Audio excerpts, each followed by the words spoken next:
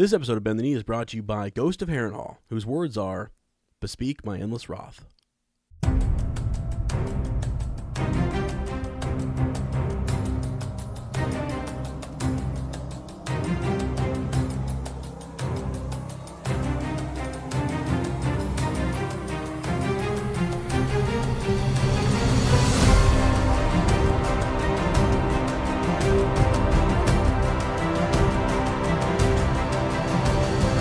Hello and welcome to Bend the Knee, a Song of Ice and Fire podcast. I am Sir Matt, the Bud Knight. And I am Sir Ezra the Watchful. Welcome to our Song of Ice and Fire book club. Today we're into chapter 49, Eddard, 14 of A Game of Thrones. And in Fire and Blood we'll be discussing Jaehaerys and Alysanne, their triumphs and tragedies. Yeah. Yeah. How we doing, Sir Ezra? Well, guys, I will try to pull the microphone away when I am hacking up a lung, but I don't know, man. I've got the plague. Something's going on. Yeah. Hey, it happens. You know, I see on my microphone, because Sir Ezra and I use different microphones. I have one of the ones that's got a switch on it. Oh yeah. So yeah. So sometimes when I've been sick before, I can hit that switch and then cough. And you guys don't hear it. But. Oh man, I honestly I need like a backup microphone for when I am sick like this, because you'll probably hear it in my voice, but I told Sir Matt I'm gonna get all the coughs out before we start, so you know, if you hear some awkward pauses from me, it's just I'm over here trying to. It's okay. It's okay, man. I've got a big headache, unfortunately today. Okay. So. Okay. Yeah, you know, my shoulder hurts a little bit. I got a big headache. I was doing some jousting, you know, last week around the Super Bowl. Man.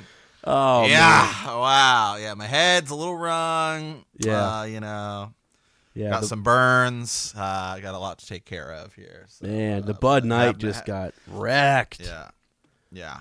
Have no fear, but yeah. So we did because we recorded our main episode, then posted it, and then we recorded a follow-up Super Bowl thing, and so sometimes that's what happens. We record, and then there'll be news or something, and because we kind of record these episodes sometimes at least a day in advance usually, but sometimes we'll record them on like a Thursday or something. So right, yeah. But we did talk about that. Also, Sir Ezra, there was some photos released. Yeah, right, for season 8. Yeah, just some stills, right? So yeah, just stills. They don't really tell us a lot. Actually, if Sir Ezra and I did a musing about it on Patreon. If you wanna check it out, but just kind of a quick reaction. I don't think there's really almost anything in them. Yeah. That's like a huge major spoiler, but we definitely dove in. You know, we did some deep rabbit hole theories on that. And yeah, you guys can check that out on our musing on Patreon, because there's definitely one I think that's quite telling. Oh, yep. Yep. Yeah. So you guys, you check that out. How's everything else going, Sir Ezra? You know, what do you? Well, everything's good. I mean, so one thing I wanted to talk about today was just like where Sir Matt and I are in A World of Ice and Fire. I recently have been reading A Feast of Dragons, and you're like, what is that? Some of you know. It's just this reading order. I've always seen it. I've always said that I wanted to try it, and back when we first started this podcast, I did just POV read-throughs. You know, we always doing Bran. I think I did Tyrion for a while. And I was just reading, you know, their point of view through the entire series, and it's nice, you know, it's helpful. But I just, you know, I'm really into this, you know, Feast of Dragons. It's actually just so you're kind of reading both of a Feast of Crows and a Dance of Dragons at the same time, and it's really interesting how things are paired up. And those guys, oh gosh, what's his name, Brendan, you know, and Quentin, right. And those guys who, some of the folks who, I don't know that they put it together or I don't know who put it together, but it's awesome, and I really enjoy it. So I recommend it to anybody who's interested in trying to read the series that way. So lots of cool insights. But yeah, I'm kind of rewatching right now. I just finished season 2 yesterday. Okay. And going back to like season 2 and 3. Because anytime I go to Game of Thrones, it just feels like I always skip a lot of like season 2, season 3. Because spoiler alert, Clash of Kings is my least favorite book. Oh wow. Okay. Actually, no. Yeah, it is. Maybe it is. Yeah. Yeah. Clash of Kings is because then Storm of Swords is just so good that it's like, pff, yeah. Right.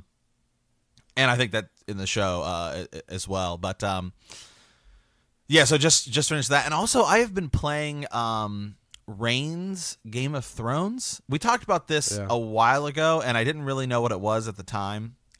So there is a game series called Reigns, and it's like Reigns, like kings and queens and stuff. And essentially, it's kind of like, it's just a game. It's on like your phone. It's like iOS, Android. Right. I happen to have it. I bought it on Steam for like $3, I think is what it was. I can't remember, but it's essentially kind of like Tinder in a way. Like you swipe left or you swipe right. Like essentially you play the role of a king or something, and the goal is to just last as long as you can.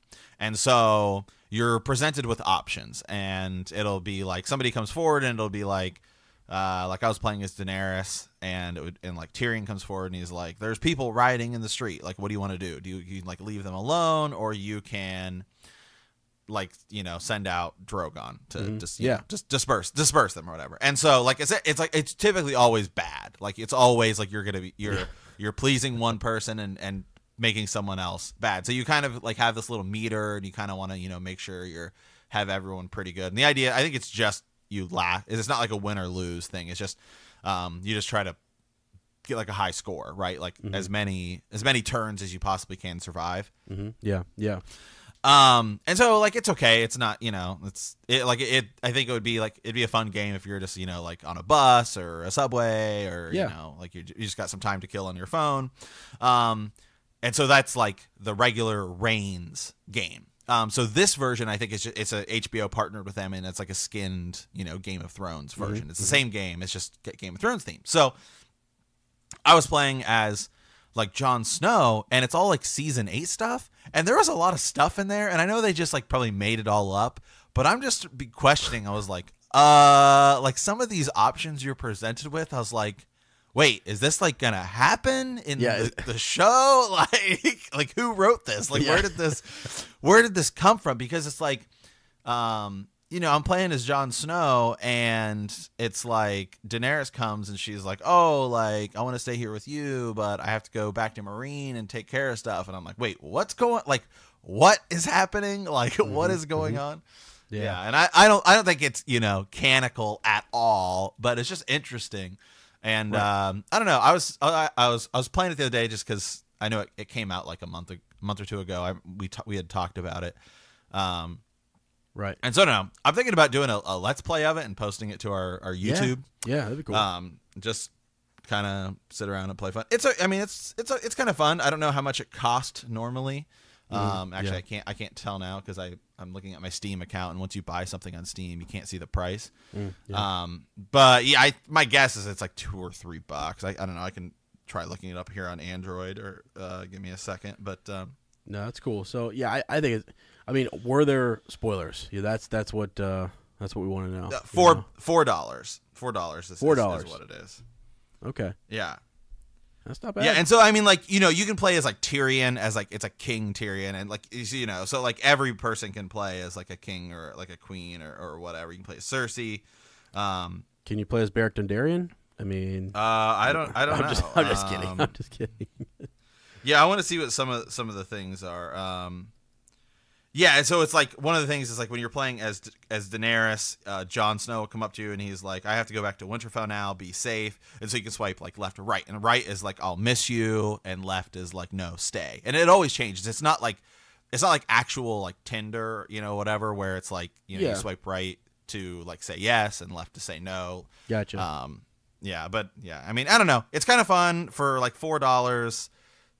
You know, it's kind of fun to play like in the car or whatever. Right. That's awesome. That's cool. So that's just a little bit of our headspace, you know, what we've been diving into, what we've been reading and things like that. So playing, reading, whatever. I need to start my rewatch, honestly. My sister's been really interested in it. You know, she's like, when are we starting? I'm like, I don't know. As soon as you re-download HBO Now or Go or whatever it's called. So... But gotta get that going, because that will be here before we know it. You know. Yeah, it's good. I'm enjoying getting back into it. Just saw Jacken just gave Arya the coin. Oh man. Yeah. Wow, that's crazy. Actually, I was just reading the chapter where she uses the coin to pay for payment across to Bravos, and it's with the Titan over there. She sees the Titan for the first time. Really cool scene. So. Yeah, and Daenerys just because season 2 is like halfway through A Clash of Kings, right? Because it's really like season 2 and 3 are Clash of Kings stuff. Yeah. So. Ah, man, that's awesome. Okay, so a couple more things there. We just want to plug real quickly our social medias. Just remember, I mean, this is, we post updates. We have different projects. We work on different things. But we do have some exciting new stuff that's coming out from Sir Matt and Sir Ezra. So stay tuned for that in the next several months. I think people are gonna. I think it's not Game of Thrones related, right? But I think we know that we have people who follow us across a lot of our projects, podcasts, and other projects that we do, and so I think that we have 3 kind of more projects, tentatively planned. One of them we know we're doing for sure. Yeah. The other two we will kind of see, and then there's like 4 and 5 and stuff down the line. Yep. Some real cool stuff. So we'll just stay tuned. But to check, to see some of those updates, follow us on social media. You can follow me at Womprat_2M on Twitter, Instagram, and elsewhere. So. Yeah, and you can follow me anywhere on the internet at Super Gainsbros. It's all one word. It's my Instagram and Twitter. Yep. Also wanted to again, leading into the show, we want to welcome all new listeners. We got a lot of different folks who just started listening. Actually, today's Ravens, we've got several new listeners who have sent us a couple Ravens. We're gearing up for Raven's Nest, and want to say welcome to those folks. And we're happy to have you. And it's cool to get different insights, and some new comments, some a fresh set of eyes on the series. So I'm excited about that. Yeah. Absolutely. Yeah, so a couple more. Do we want to talk about Raven's Nest? Do we want to put that in here? Yes, we do. Yeah, we Raven's Nest. Or Ezra and I know when we're going to do the next one. It is going to be February 24th. Sunday, February 24th, and we're thinking 1 p.m. Pacific time, which is 4 p.m. Yeah, no, Eastern time, which would be in I think 4 plus 5 is 9 p.m. Eastern, or not London time. Yeah. And outside of that, I don't know. I think Hawaii's like 5 hours behind Eastern time, but I live in Pacific time, so I don't know. And then we have listeners in Australia because somebody joined us from Australia last time, and they're like, "Oh, it's great. It's like here." And so, but a lot of people kind of requested we started early. I don't, it's hard. Well, what we'll do is we'll mix it up, so last time we started later. Yeah, so we started, I think we started at 6 p.m. Eastern time last time. Yeah. And so we had some people request to start earlier, so. Yeah, and we're doing a Sunday this time again, but I think the next time we might try to aim for a Saturday. We'll look ahead. Yeah. See if we can, we can see, So just so we can get as many folks on there. We've got more Ravens pouring in. If you have one interesting theory or thought, send that to btkcast@gmail.com. So absolutely. All right, a couple more quick updates here. Just wanted to replug Radio Westeros, Yoke Boy and Lady Gwynnifer, just good folks. We're planning on seeing them at Ice and Fire Con. Get your tickets for the fan convention in Mount Sterling, Ohio. Should be a good time. I will be there, and I cannot wait to meet some of you and some of our other friends that we collaborate with, in Song of Ice and Fire. So. Should be cool. Should be a good time. Okay. Wow. Any other updates there, sir? Man, I feel like that was a lot. No, that's it. That's a lot of updates. Yeah, that's a lot to keep track of. So, but it's just we just keep kind of gearing up. There's a lot coming. There's a lot happening. There's as we get closer. When are we going to get the trailer? That's what I asked you. Yeah, I don't know. I was watching a YouTube video this morning, and then a Game of Thrones trailer started, and I was like, oh, what is it? And it was just.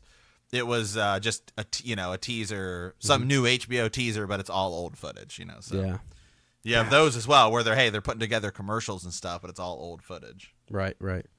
Because HBO is also kind of pushing right now, like, oh hey, sign up, season 8's coming, let's but you can watch 7 seasons worth of great content. Yeah, download it now. Get your rewatch. Yeah, they want you. Yeah, to download that and get the rewatch going. So yeah. Okay. Yeah. So let's move. Are we ready for Maester study? Yeah, we are. Okay. We're gonna approach this a little bit differently because let's be honest, guys. Sir Ezra, I could put you to sleep. I know I can. It's a power that I have as a teacher. It is a power I am proud of. Okay.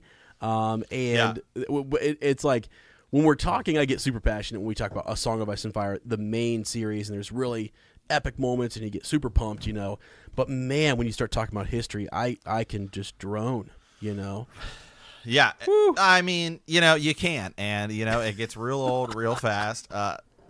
I sometimes when I'm podcasting and Sir Ezra's going, I'll take pull a quick out nap. My phone, and I'm just kind of Instagramming or no, I'm joking, but no, Fire and Blood, as we've said, as we dive a little bit more into it, it gets kind of dry. It's kind of like old toast, a little dry. So.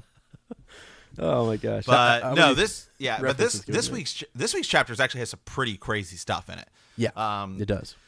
And I think that's what we're going to kind of do is be less thorough in Fire and Blood and kind of just pull out the bigger kind of points. And there's some like crazy stuff that happens here in this chapter that I actually think you can kind of look to, and it gives us some answers to some things that happen in the main series as well. So this week, yeah, totally, yeah. This week we are in Their Triumphs and Tragedies, Jaehaerys and Alicent. And so if you remember when we initially got the Fire and Blood preview and we talked about Alicent and her trying to fly her dragon over the wall and it wouldn't go, well, that's this chapter, right? So I'll go ahead and read their first kind of segment here. The accomplishments of King Jaehaerys the first Targaryen are almost too many to enumerate. Chief amongst them, in the view of most students of history, are the long periods of peace and prosperity that marked his time upon the Iron Throne. It cannot be said Jaehaerys avoided conflict entirely, for that would be beyond the power of any earthly king, but such wars as he fought were short, victorious, and contested largely at sea or on distant soil. It is a poor king who wages battle against his own lords and leaves his own kingdoms burned, bloody, and stern with corpses. Septim Barth would write, his grace was a wiser man than that. Archmaesters can and do quibble about the numbers, but most agree that the population of Westeros north of Dorne doubled during the Conciliator's reign, whilst the population of King's Landing increased tenfold. Lannisport, Gulltown, Duskendale, and White Harbor grew as well, although not to the same extent. So, and a lot of this has to do with fewer men marching off to war. Yeah, Sir Ezra. Yeah, people are surviving. It's there's not. We'll see later on in history. There's the great, like the spring sickness. There's these plagues that hit, and actually, we will see that later in Jaehaerys' reign as well. But for right now, yeah, population is growing. Now, last week we were talking a little bit about Rhaena Targaryen and the stuff that happened with the Farmans and Andro Farman, killing himself and killing all of her, maidens in her court. Alyssa Farman takes off right with the dragon eggs. She is gone doing her thing. So it's important to remember that, because one of the biggest takeaways here is at the end of the chapter, Arya Targaryen, who is Rhaena's daughter, disappears on Balerion, right? And is gone. So to start this chapter, one of the biggest points here is that she's on the Black Dread. We don't know where she went, and Rhaena takes Dreamfire, flies, tells Jaehaerys. They're super concerned, and she starts just searching for her, right? She starts looking around Old Town. I think she goes back to Fair Isle. She goes to, several different places, but we kind of lose track. And it even says at one point, let's see, after Fair Isle, history loses track of Rhaena Targaryen. Yeah, she would not return to King's Landing or Dragonstone for the rest of the year, nor present herself at the seat of any lord in the Seven Kingdoms. We have a fragmentary report of Dreamfire being seen as far north as the Barrowlands and the banks of the Fever River, and as far south as the Red Mountains of Dorne and the canyons of the Torrentine. So she's just kind of She's flying all over the place. She's looking for her lost daughter. And this is also, we don't know what she could do with this dragon. Imagine, if she's an upset princess or if the dragon's just out of control, where's he going to go? And I think it's interesting that they didn't think that he would fly back to Valyria, right? Yeah. Yeah. I mean, it's interesting that looking back on it, the Maesters kind of say that he was one of the last, living creatures to have seen that Valyria stronghold, So, anyways, so we'll get there in just a second, but that's kind of what's happening with her. And Alyssa Farman, is having her ship built, and later on you'll kind of see this. Let's see where she. Do you remember where she kind of sails past, and she and Rhaena Targaryen are super close to each other, but they didn't know. It's so I think she's resting on an island somewhere, and after Alyssa gets her ship built, she sails down the Narrow Sea, and she's going to go around Dorne and out to the Sunset Sea, and she's going to take across. She's going to try to find land going west of Westeros. So yeah. All right. All right. So, Ezra, okay. If you had another point you wanted to talk about, or no. I kind of want to skip. I kind of want to go ahead and skip ahead to Princess. Is it Arya? Arya. Which one is it? Yeah. Princess Arya. Absolutely, my friend. It's scary. So you want to go to where she comes back? I mean, let's just jump to the juicy stuff. This is great. Yeah. Let's see. Oh, there's a great picture on. It's 249 of what happens when she gets back. Where is he? Balerion had returned to King's Landing. It had been long years since the Black Dread had last been seen in the skies above the city. The sight filled many King's Landers with dread, wondering if somehow Maegor the Cruel had returned from beyond the grave to mount him once again. I don't know that they told everyone. I know that they were looking for her and looking for a dragon, but I'm not so sure that they said she was on Balerion or that she was, I think they kind of kept it a little bit, not quiet, but, they knew that Rhaena was looking, but I don't know if they mentioned the dragon that she was on. Right. But anyway, I know that the king knows and some of those close to him, but the small folk, might not know. So Balerion's shadow swept across the yard and the halls of the Red Keep as he came down, his huge wings buffeting the air to land in the inner ward of Maegor's holdfast. Scarcely had he touched the ground than Princess Arya slid from his back. Even those who had known her best during her years at court scarce recognized the girl. She was near enough to naked as to make no matter, her clothing no more than rags and tattered, clinging to her arms and legs. Her hair was tangled and matted, her limbs as thin as sticks. "Please," she cried to the knights and the squires and the serving men who had seen her descend. Then they came rushing towards her. She said, "I never," and then collapsed. So let's pause right there. When I'm first reading this, I'm like, okay, so she's back. She's, we don't get into the description yet. She's just, her clothes are torn. She never she never thought that this would happen, or that, she would, that the dragon would take her where he took her. Who knows, right? Sir Matt, what do you think? Yeah, exactly. Yeah, I think she went somewhere, and because what happens to her, they have no idea how to describe it. Yeah, no clue. I mean, okay, let's read some of the description here. So Luca Morestrong kind of shows up, right, and he takes her. All right, here we go. Grand Maester Beneferus is summoned. They're shoving people aside. Later, he would tell anyone who would listen that the girl was flushed and burning with fever, her skin so hot that he could feel it, even through the enameled scale of his armor. Wow, that's something. She had blood in her eyes as well, the knight claimed, and there was something inside her, something moving, that made her shudder and twist in her arms. He did not tell these tales for long, though. The next day, King Jaehaerys sent for him and commanded him to speak no more of the princess. So he's talking about what he's seeing inside of her, this burning. And that was Sir Luca Morestrong, actually, who was just there to kind of help out. Grand Maester Benefer, knows to kind of keep that quiet. This is disturbing to him. He's never seen anything like this, right? Yeah. Okay. And Rhaena's not there, right? I remember Rhaena is out trying to do She's gone. whatever. Yep. Yeah. Okay, so the king and queen were sent for at once, but when they reached the maester's chambers, Bennifer denied them entry. What? Why? He's going to deny the king and queen entry? You know what I mean? Is it that bad, Sir Matt? Yeah, to protect them. Yeah. Because they don't know what it is. I like this thing. Wait, hold on, where's it at? Where it talks about like more than 40 men have served the Iron Throne as Grand Maester. Like their journals, letters, accounts, books, memoirs, and court calendars are all single best record of the events they witnessed, but not all of them were equally diligent. And then it just goes on and on to talk about how important, they are. Right.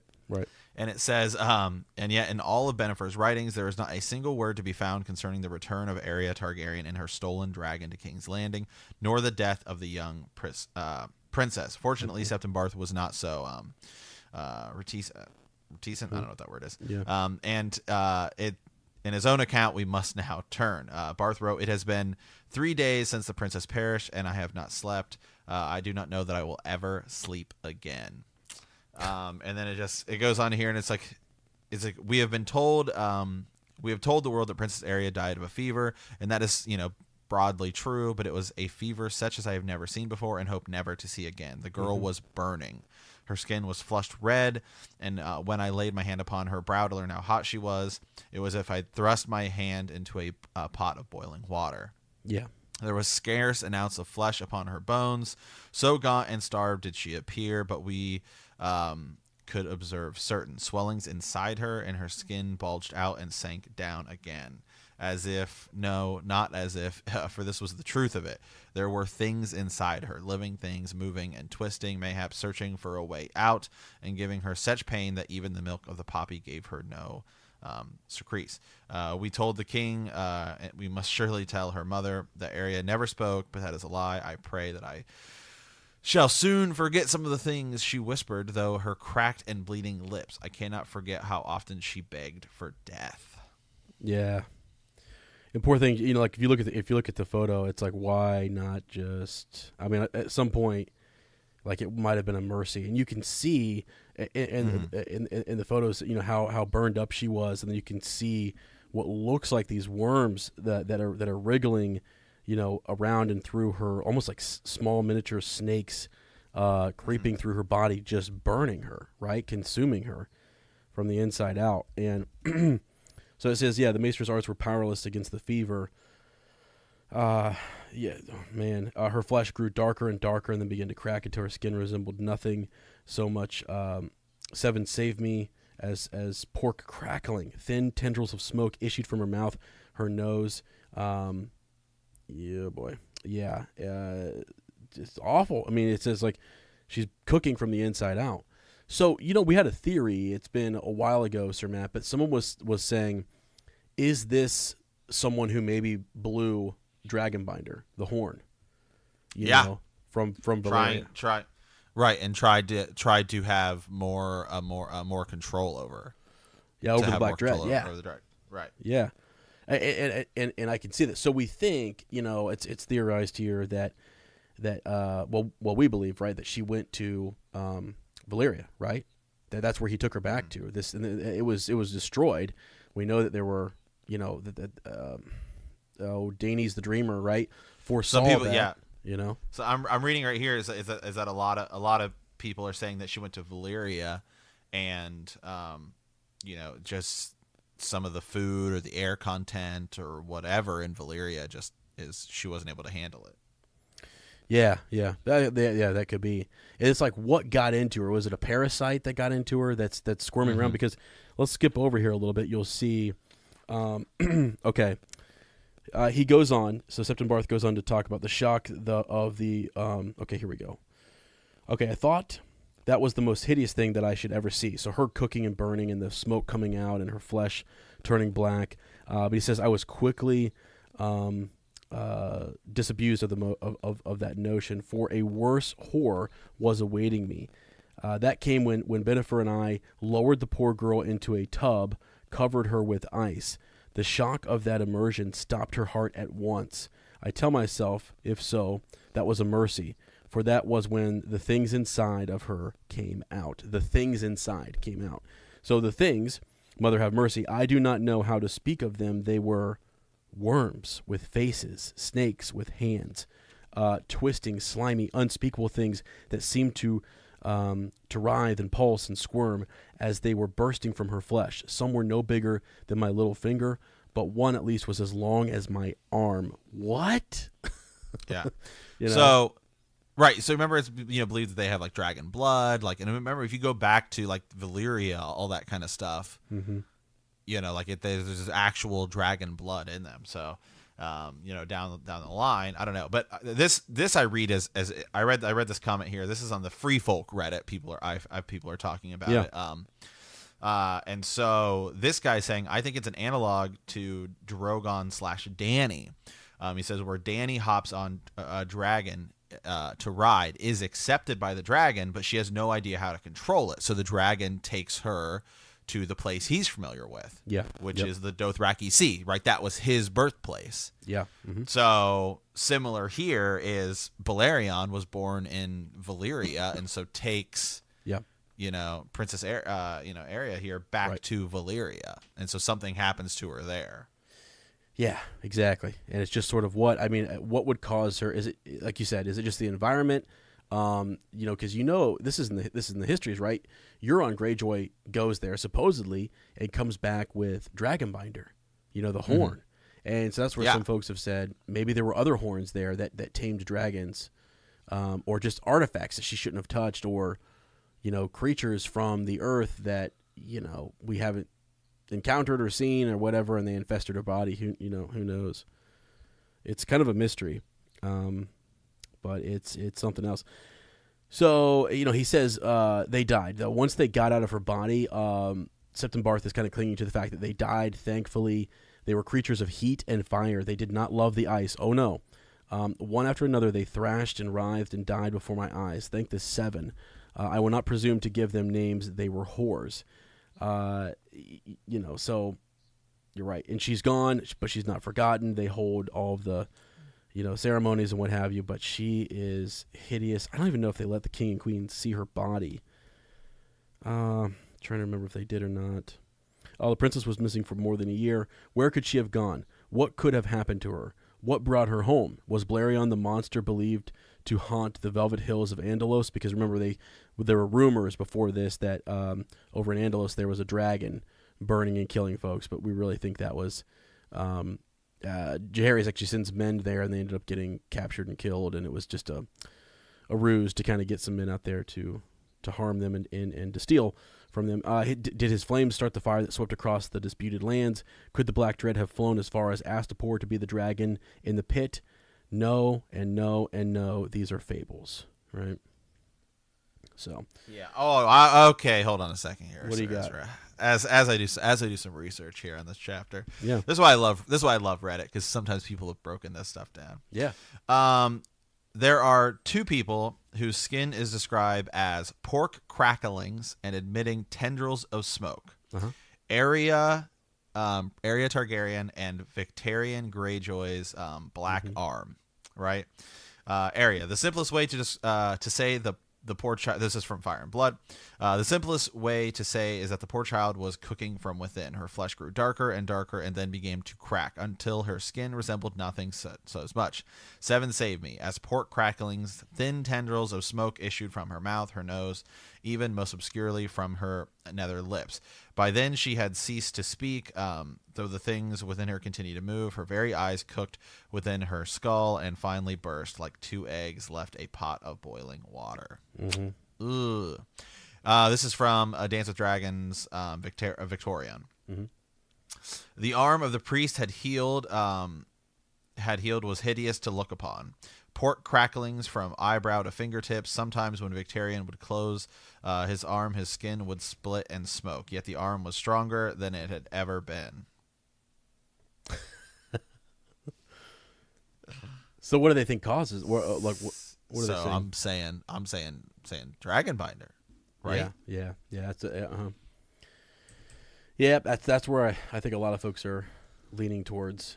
Just that she touched it, but she didn't bring it back with her. Obviously, it was something that she touched there, and maybe in these histories, I don't know if Euron Greyjoy had, well, again, he had some sort of dreams and visions that led him on the venture. He was exiled, but also, went to seek out some of these, various lands, legends, what have you. He may have read some of this history or some of Septon Barth's, notes concerning Princess Arya and decided to go in search of this thing, Yeah. Just a thought. So it's pretty radical. And then when Queen Rhaena comes back, she desires to see, she wants to kind of, see her daughter and everything, but I think they give her the traditional Targaryen. Don't they cremate her? I think they burn her, right? Mm-hmm. Yeah. So, yeah.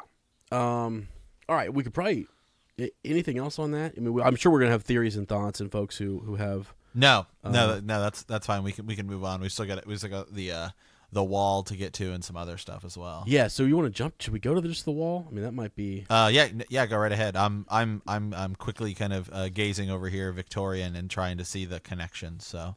Okay, that's fine. Let's see. Let me find it real quick. So, here we go.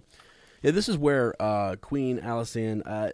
What happens is that in Essos there is some dispute between, some of the free cities, and Jaehaerys is worried that they're going to have to intervene. He may have to go over there with his army or a fleet and pick a side or put down some of this. It's causing some unrest on the Narrow Sea. And he decides to hold some peace talks, I think, at King's Landing. And it doesn't go well. It's going longer than he wanted to. And he was supposed to go up to Winterfell.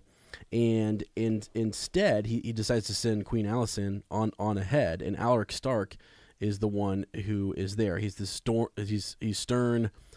She actually ends up going to see the Manderley. She goes to House Manderley first, White Harbor. And they have a tourney. It's a little bit wealthier. Warmly greeted there, and from there she moves on up to Winterfell. It does not get the same warm welcome that she got in White Harbor. At first, it takes a while, but then she kind of gets Lord Alaric to kind of warm up to her, and he said, because when she first shows up, he's worried, he's concerned that in the past, they've had to feed hundreds and hundreds of men and all these different folks, and it's winter is coming, and so he's happy that she brings fewer retainers and what have you with her, men, riders and what have you. So she goes around, she ends up holding her ladies' court and all that good stuff. In the north, Queen Alysanne grew restless with waiting and decided to take her leave of Winterfell for a time and visit the men of the Night's Watch at Castle Black. The distance was not negligible, even flying. Her grace landed at she landed at the last hearth, and several smaller keeps and holdfast on her way. Kind of lost my place there.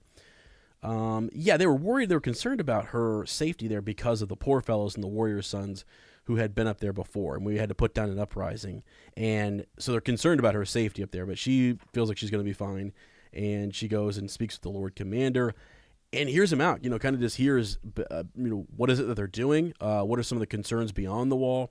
And more so, what do they need? What do the men need? So the gift that was given to them by Brandon back in the day it's not sufficient. It's not kind of holding them, or I guess, they need more, that they need more incomes. They need more food. More men. They always need more men. They can't man as many of the keeps as we know. And so this is only a couple, 200 some years ago, before Song of Ice and Fire. Right. So she sees Castle Black. She's everyone is shocked and stunned by the wall itself. So she is as well. And this is where we have already read the excerpt where she kind of takes her dragon higher and higher and higher, and she wanted to go, beyond the wall. And her dragon will not do that. Just would not go beyond. And she tells Jaehaerys later on that every time she tried, he would not go beyond the wall. Yeah, thrice I flew Silverwing high above Castle Black, and thrice I tried to take her beyond the wall, Alicent wrote to Jaehaerys, but every time she veered back south again and refused to go. Never before has she refused to take me where I wished to go. I laughed about it when I came down again, so the Black Brothers would not realize anything was amiss. But it troubled me then, and it troubles me still. You know, that's the other second time in this chapter where we hear about a dragon doing something. You know what I mean? Like, yeah, because a dragon brings Arya back, and dragon will not let her fly above the wall. Yeah, because for the most part, we know the dragons as being they do what the Targaryens want them to do, and now we have a little girl who that didn't work with the Black Dread, and then Silverwing does what Silverwing wants to do. Will not go north of the wall. Some magical spell, you would have to imagine, something that's turning him away or turning Silverwing away, right?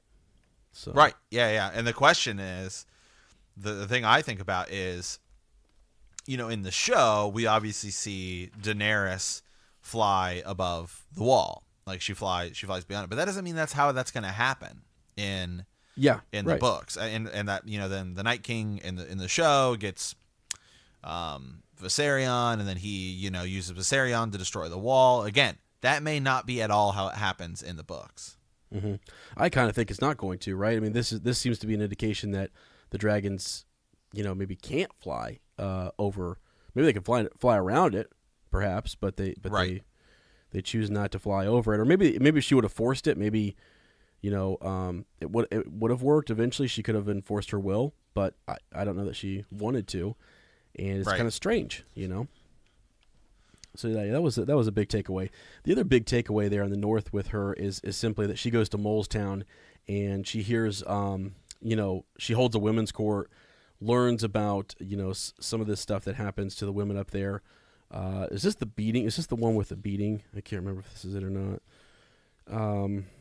It may be. So we talked in the past about how you couldn't put if your father had remarried a woman and then your father dies and your stepmom is still left there, you can't put her out on the street. You had to. She's still entitled to all of her incomes and what have you, and you needed to keep her and set her up in a way that would be, so she wasn't just poor and begging on the street. So that was another law and rule that she helped with. And then I think this is the chapter where I just can't find it right now, where that man was beating his wife, right?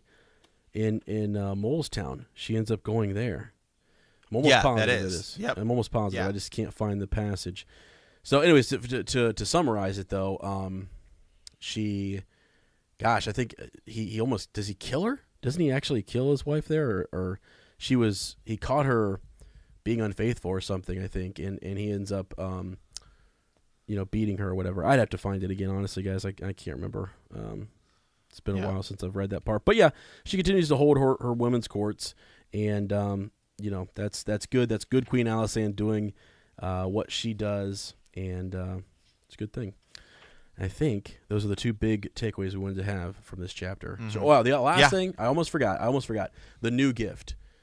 She's the one who gives the Night's Watch that new. She convinces Alaric Stark to give them more lands. That's what I was leading towards there, and that helps them a lot. And they actually end up naming, renaming one of the keeps after her and what have you. So she helps them repair a bridge and a fort and what have you, and then gives them the new gift. Right? I mean, that's yes, yeah, no, yeah. There. All right, that's Fire and Blood. I mean, that's still, a lot, and we didn't even go into all the details. No. Two big takeaways there, and there's a bunch of stuff about Rhaena and the ins and outs of Targaryen life. The Starks, you get a little bit more on them and their just how they're different, beholden to the old gods and all that good stuff. White Harbor, they talk a little bit about the Manderleys and how they've relocated. That's a cool little story. There at the mouth of, just at the at White Harbor. So cool stuff. Little tidbits here and there. So, did you find anything else more on that? No, not really. I was looking, and then it got into a big Reddit thread of people yelling at each other, like most internet threads do. Oh, okay. Perfect. I mean, so a lot of people were just saying it was like maybe she ate something. It's worms because. Viserion, I was wrong. I said, or Victarion blew Victarion doesn't blow Dragonbinder, right? He gets people to do it for him, but his arm is all jacked up. Yeah. And so people are saying, well, maybe, it was a worm or something that got into him that jacked his arm up, and that maybe that's the same thing that happened with Arya. With Arya. So. Well, I was going to say, because I know he doesn't, he's actually trying to convince those guys at the end there to blow it, and it's going to be a great honor for them and all that kind of stuff. But maybe just touching it and possessing it, as you said, something came off of it, a parasite that grew in him. And maybe for a while, Arya was stronger, perhaps, maybe. I don't know. Maybe it hardened her arm or something. Who knows? I don't know. But because she was there for over a year, and then she lived. We don't know when she contracted the parasite versus how long she was alive with it in her. All that good stuff. So, yeah. Yeah. Okay. All right. Well, let's move on over to the reread. This week we are in Eddard 14. Last week we were with Jon. Where Jon was he was swearing in to the Night's Watch. Yeah, he found out he was going to be a steward and not a ranger. Sam Tarly had convinced him that he's going to be the Lord Commander Steward, and that's actually an honor meant to grow him from command. And then Ghost, as they go to the heart tree there, Ghost finds a hand. Yeah. So last time we were with Lord Eddard Stark, he had learned that King Robert had been mortally wounded by a boar. In his will, Robert declares Ned the regent. Afterwards, Renly Baratheon urges Ned to seize the royal children to secure his power, but Ned refuses. Ned writes a letter offering the throne to Stannis Baratheon as the rightful heir. Reconsidering his need for men, Ned declares his intentions to Littlefinger and asks him to arrange the support of the City Watch. This week, Eddard 14. After King Robert's death, Ned convenes the small council to confirm him as protector of the realm. However, the council is interrupted and by a summons to the throne room where King Joffrey demands his oath's fealty. Queen Cersei destroys Robert's will, and Ned declares Joffrey has no right to the Iron Throne. When Ned calls for the City Watch to seize Cersei and her children, the Gold Cloaks instead kill Ned's men, and Littlefinger reveals his betrayal. Yeah. Crazy, man. It's kind of a short chapter. It gets right to the point. Yeah, it's only like 5 pages, so it's 4 or 5. Yeah, maybe about 10, but yeah. Right. One thing I noticed, and I'm just going to kind of go big takeaways from this chapter too, because Barristan Selmy, when he wants to be with the boy king, right, the new king at the start of this, when Ned summons everyone there, and again, remember, his daughters are supposed to be leaving. They're leaving today, like this afternoon, like late today or something. Because Arya's getting that last dancing lesson. Yeah, he lets Arya have one last dancing lesson with Syrio, and then Sansa's like, "Oh, I want to go see the king, or I want to go see the king, Joffrey." Yeah. And Ned's like, "Yeah, it's probably not the best idea." Right. Yeah, and it's too bad she didn't listen, But so anyways, so with Arya. Yeah, that sets up a great next chapter, right? With her and Syrio Forel. So that's awesome. I read that today too, and I was like, wow, this is just as good as I remember it. But he calls the small council here, and Barristan Selmy. What I thought was interesting is, how he's dismissed later on. He's sent away or what have you. I think it's because Cersei can't predict what he's going to do. He doesn't fit into her kind of. Way of thinking and her Game of Thrones or what have you. But then also, he was standing on the opposite side here. Not even though maybe he would have supported, Eddard Stark. He's standing with him when they first confront the king. Do you remember that? Yeah. Yeah. So that made me kind of think like, I wonder if that had something to do with it. But I know there's a lot more to that. But he's there. He was summoned there to the council. And again, Littlefinger's already. Set up the betrayal and everything, but Barristan Selmy is not, he's just too good of a guy. You can't do deceitful, things like that around him or include him in those type of plots because he will do what's right, in his mind. Right, like when we get to it, when Cersei rips up the paper, he's like, those are the king's words. Yeah, exactly. So okay. All right, let's dive in here. The gray light of dawn was streaming through his window when the thunder of hoofbeats awoke Eddard Stark from his brief, exhausted sleep. He lifted his head from the table to look down into the yard. Below, men and mail in leather and crimson cloaks were making the morning ring to the sound of swords and riding down mock warriors stuffed with straw. Ned watched Sandor Clegane gallop across the hard-packed ground to drive an iron-tipped lance through a dummy's head. Canvas ripped and straw exploded as Lannister guardsmen joked and cursed. Is this brave show for my benefit? He wondered. Mm-hmm. Yeah, absolutely it is. Yeah, they're there, and the queen did not take his advice, and she stayed. That ought to say something. It's unfortunate that he didn't think about this a little bit more, because there's Lannister men there. Maybe he's completely fooled by Littlefinger and thinking that he has the gold cloaks in his pocket, and he just doesn't. And so it's unfortunate. But yeah, so he summons the council there, as we said before. Arya goes to see Syrio. Grand Maester Pycelle is the one who comes in, and he informs him that King Robert is gone. And that's really what sets all this up, is that, man, imagine if King Robert would have just held on for a little bit longer, and those girls would have got out of King's Landing. But yeah, so the king has passed, and he knew this was going to happen. He was waiting for him to show up, and he's really grieved. He's really upset. He says he would have given all of his titles and different things for almost to like bring his friend back in a sense. He's upset. Robert was more to him than just a friend. He was a brother, Yeah. Well, they grew up together. I mean, he presumably maybe did spend more time with Robert than he did some of his other brothers. Right. Yep. So, and Pycelle's the one who kind of, you can see all these different layers where Pycelle is a creature of, as he's called later, a creature of Cersei Lannister.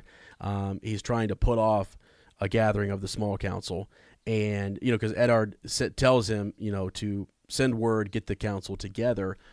We need to discuss what to do next now that you've informed me that Robert is dead. And he says, let's grieve today. Let's put this off for tomorrow. We don't have to do this today. And I wonder if he's being earnest there, or if that's at some direction of Cersei. Maybe she's still trying to plan things. Who knows, But he sends off his little, servants to go gather the council, and I guarantee one of them went to go see Cersei Lannister, and tell the Lannisters that the small council was gathering, right? Oh, absolutely. Oh, yeah, absolutely. Yeah. So, okay, and then let's see, Pycelle, as he sends them off, Barristan Selmy is the first one to kind of show up, and he says, my place is beside the young king now. Pray give me leave to attend. And Ned just tells him, your place is here, Sir Barristan. And Ned hasn't told them anything yet, so they don't really know what's coming. Yeah, they don't know what's about to happen. Right. Varys shows and of course, up. Yeah, and I was gonna say, of course, Renly Baratheon does not show up. Right. Yep. Yeah. Varys informs him that he's gone, and again, that's number two. That's the number two hint that okay, something's up, and he knows something smells wrong with that, and Loras Tyrell takes off, and he knows that he offended Loras Tyrell by not sending him after the mountain. So like, okay, something's up here. Maybe we need to rethink this. It's just there's so many different things so many things he could have done differently, and you're just like, just kind of tears at you to know what's about to happen. So yeah, everyone gets there, and we're all set up to go. He has Barristan Selmy inspect the seal. Robert had signed some parchment naming him Lord Protector, and he inspects that and it says it's not broken. It is the king's seal. And he reads, mentions that whole bit about his heir when his heir comes of age. And then Ned thinks to himself, his heir is of age. His actual heir is Stannis Baratheon. Yeah, well, that's because it is. It is, yeah, exactly. Yeah. And he's thinking that in his head, and he hasn't even said that yet. It almost would have been different. I wonder if he would have had this discussion with the small council going down to confront the queen, if Varys would have given him different counsel, if Barristan Selmy would have said something, but he really doesn't. It's just saying that I'm Lord Protector, and I'm going to be in charge of things as we transition, power. So, yeah. So, yeah, there's that. Ned, or Littlefinger, kind of lets Ned know that that thing that we talked about is set up. You know what I mean? Lets him know that it's all taken care of. So, which, it assures Eddard, Ned, that, okay, cool, we're good. We're good to go. It's a green light, and let's move on. Some other interesting parts out of this chapter. The King's Steward shows up, right? The King's Steward. The king is dead, right, is what Ned says. Which Steward we talking about? Yeah. And says that the king is summoning them to the Iron Throne, to the throne room. So away they go. And again, what's really neat, one of the images in this chapter is he's constantly leaning on Littlefinger. He's always got his hand on Littlefinger's shoulder, or Littlefinger has a hand on his shoulder, helping him down the stairs. Right. He's using Littlefinger, as a crutch.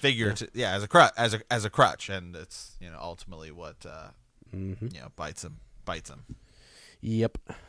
So, let's just jump to the confrontation in the throne room, right? I mean, he's down there, and Lord Varys kind of, they show, he takes the letter to Robert Baratheon, from Robert Baratheon to the Queen to say that he's Lord Protector, and she tears it up. And as you said, Barristan Selmy says that's the king's words. You know what? Like, we're not going to honor. Well, we're already dishonoring. Well, right before that, there's a line I like where it's like, it was a long walk to the far end of the hall where Joffrey waited atop the Iron Throne. Mm-hmm. Supported by Littlefinger, Ned Stark slowly limped and hopped, as you had said, towards the boy who called himself the king. Mm-hmm. The others followed. The first time he had come this way, he had been on horseback, sword in hand, and the Targaryen dragons had watched from the walls as he forced Jaime Lannister down from the throne. He wondered if Joffrey would step down quite so easily. Yeah. Yep. Oh, and he doesn't. No. He doesn't. No. Interesting. The dragons. You forget that the dragons that were hanging. What a little detail, right? That were hanging around that are now down near the cells. Right, and there's tapestry. Well, Robert had tapestries and stuff like that, and Joffrey kind of changes it and stuff. But yeah. And so Joffrey calls. So he says, let's see. Cersei ends up giving, after she tears it up, she says, "We have a new king now." Cersei replied, "Lord Eddard, when we last spoke, you gave me some counsel. Allow me to return the courtesy. Bend the knee, my lord. Bend the knee and swear fealty to my son, and we shall allow you to step down his hand and live out your days in the gray waste you call home." Yeah. Take it. Take it. Run. Go. Yeah. Well, would that I could, Ned said grimly. If she was so determined to force the issue here and now, she left him no choice. Your son has so Ned is still possibly I don't have to do this right now. Mm-hmm. Yeah. But yeah, your son has no claim to the throne. He sits. Lord Stannis is Robert's true heir. Liar, yeah. Joffrey screamed. Mother, what does he mean? Princess Marcella asked the queen. Isn't Joff the king now? You condemn yourself with your own mouth, Lord Stark. Sir Barristan sees this traitor. And as you said, he hesitates. Yeah, he hesitates. And then, this is where the paper's been ripped. You leave me no choice. Ned told Cersei. He calls out to Jaina Slint. Commander, take the queen and her children into custody. Do them no harm, but escort them back to the royal apartments and keep them there under guard. Mm-hmm. Yeah, it's so unfortunate that he didn't have the King's Guard. Cersei and Jaime have infiltrated the King's Guard like crazy. Barristan Selmy is the last of the guard that they're not able to turn, into their service, because he's still Lord Commander of the King's Guard at this time, and maybe could have, helped a little bit here, or given him counsel. But going into it, he hesitates there. He has no idea what's going on. And Ned is completely believing that the Gold Cloaks, by the way, which he numbered being 3 times or 5 times as many men in there compared to the Lannister men who were behind, Joffrey. Plus, he's got a few of his own men, and he was hoping Renly's men would be there too, but he doesn't have them. And even Renly's men would have helped, because one of the Starks almost cuts his way through, almost gets through. Oh yeah, absolutely, yeah. So. Well, they never would have been able to take Barristan Selmy out, so. Yeah, no, yeah. That's the thing, too, is if you have Barristan, again, that's huge. He could have taken out some major players. Again, Eddard has a broken leg, unfortunately, so he can't fight, It's a mess. It's a mess. So yeah, but once I think Joffrey says liar, and he wants him. He says kill him, kill all of them. I command it. And with that, Ned says you leave me with no choice, and he calls to Jaina Slynt, the commander, take the queen and her children into custody, do them no harm, but escort them back to their royal apartments and keep them there under guard. And I hate Jaina Slynt. I hate him. I can't stand him. Yeah, well, I think that's the point of his character. I love it. I want to say it out loud that I hate him very much. So. Well, Gosh. Well, this is where Jaina Slynt gets ahead in life. Yeah, it is. He gets ahead. I mean, here. I mean, and then Jon gets ahead. So don't worry, he gets his. Yeah, I know. Well, eventually, Doran Martell gets ahead too. He gets a skull sent, to Dorne. So. Yeah. Different type of head. Yeah. But yeah, so anyways, they take him, they thrust the spear into Tomard's back, Big Tom, Fat Tom, and just he's dead before he hits the floor. It's awful. And everyone men are dying around him. Yeah. And then all his men died around him. Littlefinger slid Ned's dagger from its sheath and shoved it up under his chin. His smile was apologetic. I did warn you not to trust me, Mm-hmm. He did. He did. He did warn him.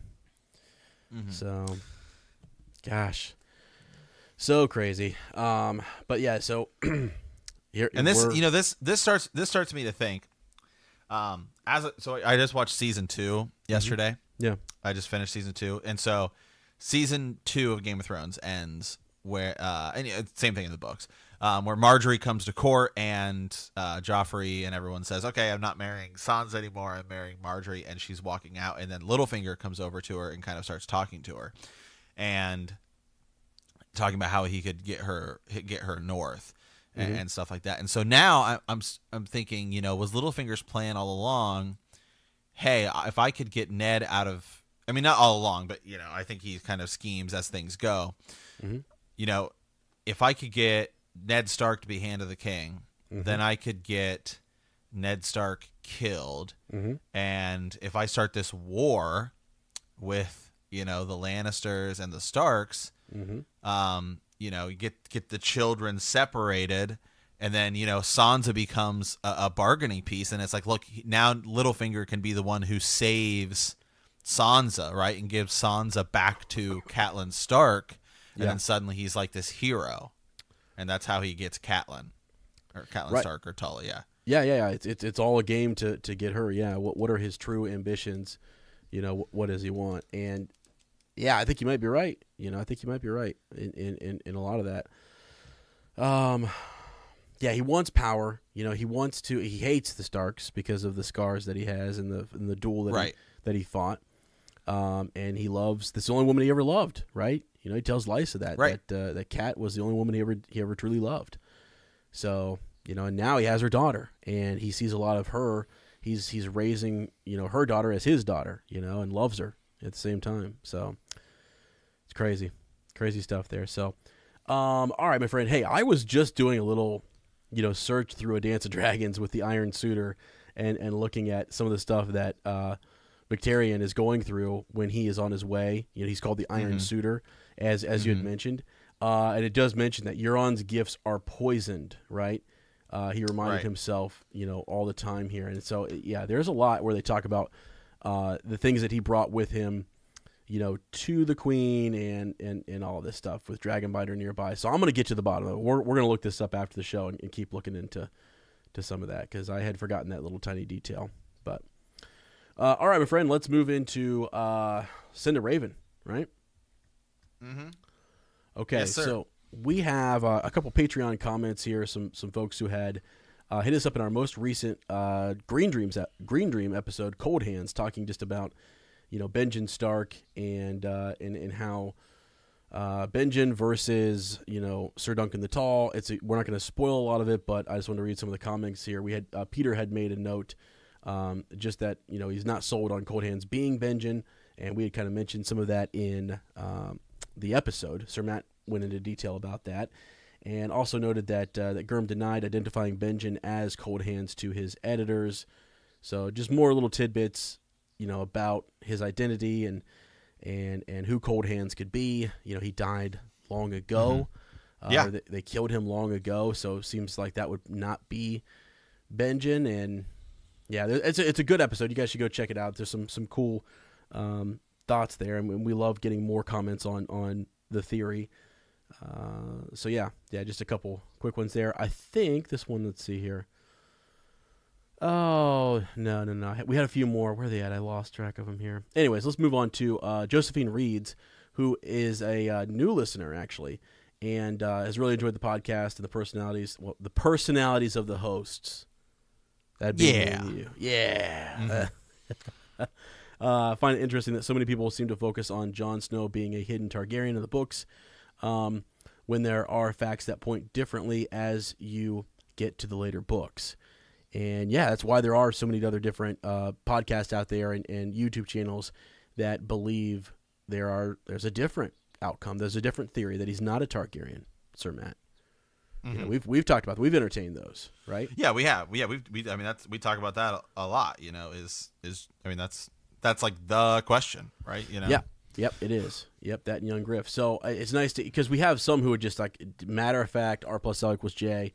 And then we have those that want to throw Ashara in there, and the Howland Reed, and Mira, and all sorts of other crazy points. And I love them. I call them crazy because they're great and they're crazy, and I love crazy. Okay, that's why I call it that. Josephine Reed also mentioned, had a comment about the Cold Hands episode, just that it's an interesting idea. I never gave Cold Hands much thought and pictured him as Uncle Benjen like in the show, since I didn't get to read the books until after season 6 or 7 aired. So, and what's interesting is in the books, I was just reading this the other day, when Bran is moving, he goes off and he kills the men, Cold Hands kills those men of the Night's Watch and sends them north. They come to the lake, the frozen lake, and then they go north and they find that small little fisherman's village. And once he catches up, Bran is warging in and out of Summer. Summer gets, hooks up with the new pack. And I was telling Sir Matt today how interesting it is to read the series in a different order. So when you read that, A Feast of Dragons, right, you can kind of quickly see that the pack that Varamir Foreskins used to kind of that he warged into, the big wolf with big gray wolf with one eye, is actually the same pack that Summer comes across and takes on as his new pack. But anyways, when Summer comes back, realizes Bran puts together that that Cold Hands ended up killing these men of the Night's Watch, and were those the traitors? You know what I mean? Who had betrayed some of the men who had betrayed? Oh gosh, Mormont, Lord Commander Mormont. Right. Maybe. Right. Perhaps. And we also kind of learn that when they're looking at his face, they don't see like they want him to reveal his face. We talked about the no breath. They couldn't see any frost or ice, accumulating on his whatever that cloth was that he had covering his face. They don't get to see his face, and it's very they hide that from us, and that's interesting. Hodor has got like ice forming all over his beard and everything, and it's getting kind of ridiculous. But this guy, nothing. So I just thought it was neat. Again, I was looking for a facial description, and I went back to try to find it, and maybe there is one later on. But for right now, nothing, my friend. So. All right, so are there any more Patreon emails here? Yeah. So Raven-wise, just a couple more from Josephine Reed, just talking about the apple cakes. Just that they were... the cookbook. Yeah, right. Let me see here. I can attest to how good the apple cake things are. I got the cookbook for Christmas back before I even knew about the show or books, and like any curious person, had to try some of the recipes.